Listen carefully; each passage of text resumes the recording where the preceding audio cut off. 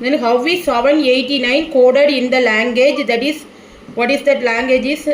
Mu represents 0 and ADC represents 1. This is a binary coded language. So the question is given in this video.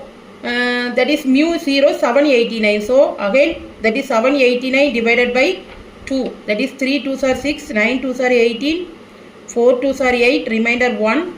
Then 2, 1 2 is 2, 19, 9 2s are 18, 14, 7 2s are 14, 0. Then 2, 9 2s are 18, 17, 8 2s are 16, 1. Then 2, 4 2s are 8, 18, 9 2s are 18, 0. Then 2, 2 2s are 4, 4 2s are 8, remainder 1. Then 2, 1 2, 2, 0. Then 2, 6. Then 2, 3. Here 0. Here also 0. Then 2, 1, 0.